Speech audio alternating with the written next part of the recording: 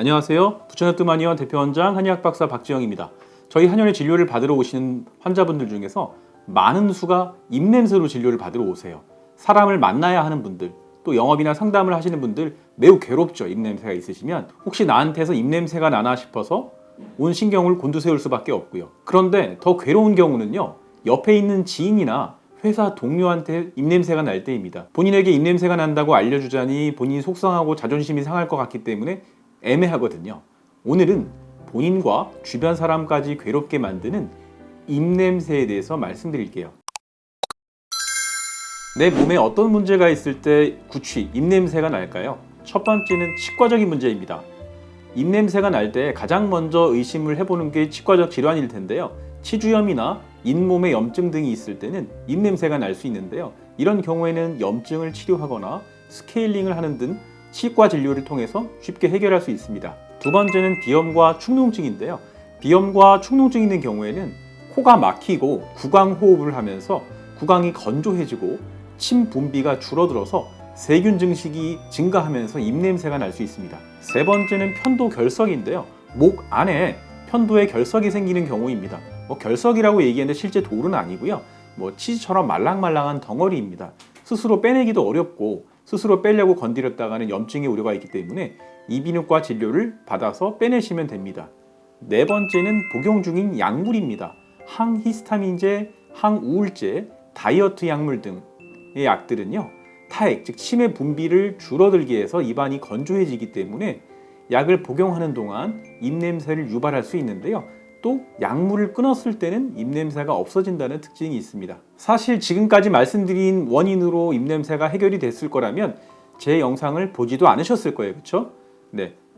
자, 지금부터가 정말 중요한 내용이니까 집중해서 시청해 주세요. 위장의 문제 때문에 입냄새가 나는 경우가 가장 많고요. 한의원에서도 치료가 어렵지 않게 잘 되는 질환 중에 하나입니다. 많은 분들이 입냄새가 나? 그럼 속열 때문 아니야? 위열 때문 아니야? 라고 말씀하시는데요. 네, 위장이 원인이란 점은 짚은 것은 반은 맞는데요. 또 반은 틀린 내용이 될 수도 있습니다.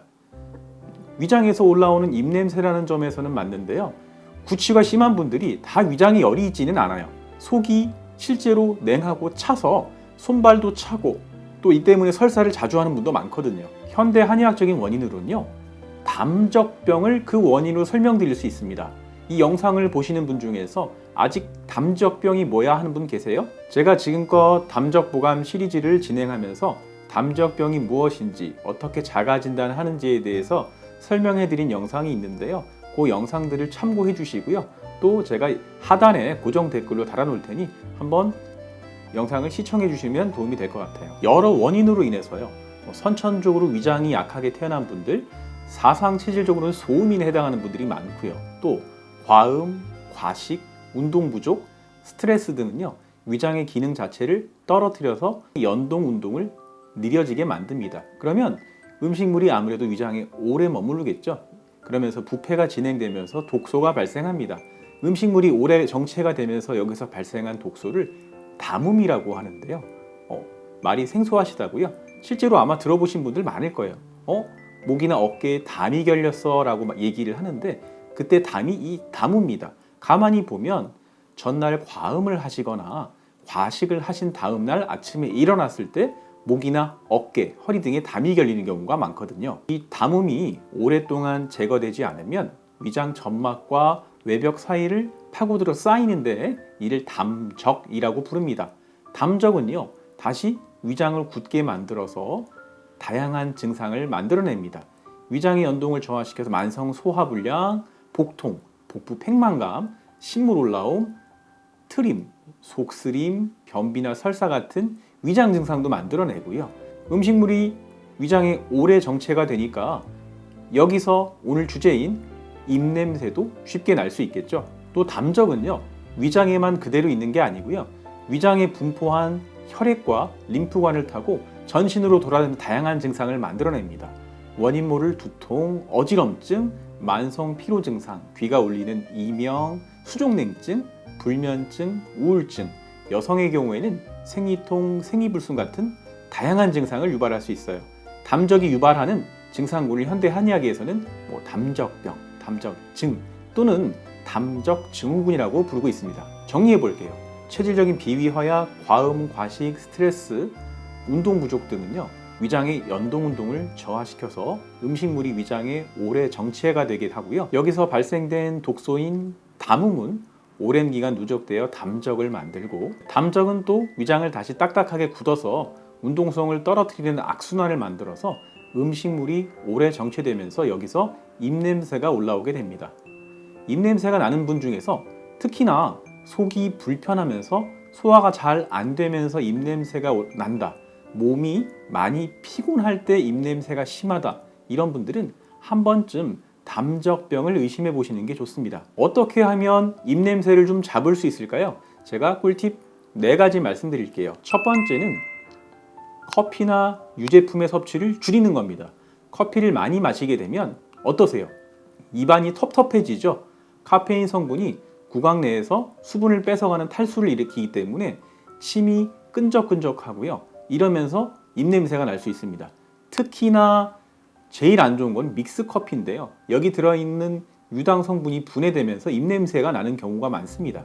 우유나 다른 유제품도 마찬가지고요. 따라서 입냄새가 난다 싶은 분들은요, 커피, 그 중에서도 믹스 커피와 유제품의 섭취를 줄여보시는 것이 좋습니다. 두 번째는 생강차를 마셔라입니다. 원장님, 저 하루에 커피 5잔은 마셔야 정신이 나는데 그러면은 저는 허전해서 어떡할까요? 라고 물어보시는 분들 많은데요. 네, 그럴 때는요, 대체품으로 생강차를 드시면 됩니다. 생강차는 제가 따로 담적병에 좋은 음식으로 영상에서 다룬 적이 있죠. 상단에 링크를 참조해 주시고요. 생강은 그 자체의 향균 능력이 강해서 입 안에 세균을 잡아주기도 하고요. 위장에 담적이 쌓이는 것을 막아주기 때문에 위장에서 올라오는 입냄새에도 아주 효과적입니다. 커피 대신 생강차를 입안을 가글 하듯이 자주 드시는 게 도움이 되세요. 세 번째는요, 수분 섭취입니다. 우리 입안 구강 점막이 촉촉해야 입안의 유해 세균을 잡아서 구강도 건강하게 만들고, 또 수분이 있어야 이를 재료로 위장의 소화 효소를 만들어내서 담적이 생성되지 않게 해서 입냄새가 올라오지 않게 됩니다.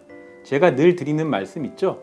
목이 마르지 않아도 30분에 한 번은 꼭 몇 모금이라도 물을 드셔라. 학교나 사무실, 댁에 계실 때도요, 시계를 보고 매시 정각과 30분이 되시면 물을 마시는 습관을 가져보시는 게 좋고요.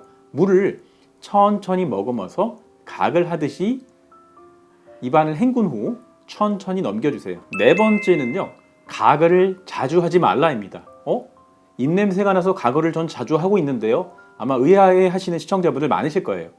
우리 입안에는 아무리 양치를 자주 하고 가글을 해도 몇 억 마리에서 몇 조 마리 이상의 세균이 존재할 수밖에 없는데요. 이 세균이 다 나쁜 균만 있는 건 아니에요. 건강한 상태에서는 유익균이 나쁜 균들을 억제해주는 역할을 하기 때문이에요. 입냄새가 나면 이를 가리려고 가글들을 많이 하시는데요.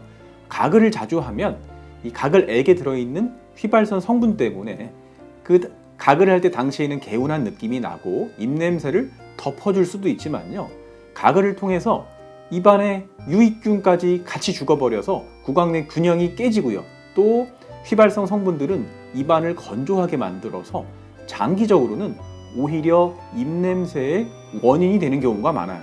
꼭 필요한 경우, 사람을 만나거나 이럴 때가 아니라면 습관적으로 가글을 하지 않으시는 것이 좋습니다.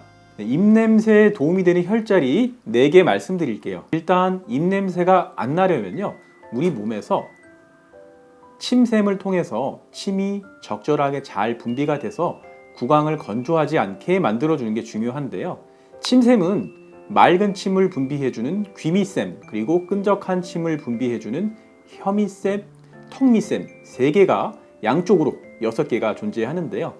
이 귀미철은 예풍혈, 혀미샘은 승장혈, 턱미샘은 염천혈 자극을 통해서 침 분비를 자극해서 입안이 마르지 않게 만들어서 입냄새를 줄여주는 데 매우 도움이 됩니다. 첫 번째는 승장혈입니다.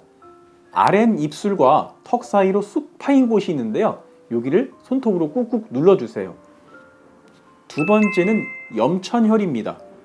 고개를 살짝 뒤로 젖혔을 때 턱 밑으로 따라가다 보면 쑥 파인 곳이 염천혈입니다. 생각하는 사람의 로댕처럼 검지손가락은 승장혈을, 엄지손가락은 염천혈을 동시에 누르면 같이 자극을 할 수 있어요. 세 번째는 예풍혈인데요. 귀 밑으로 입을 벌렸을 때 쏙 파이는 곳입니다. 여기를 아 소리를 내면서 눌러주세요.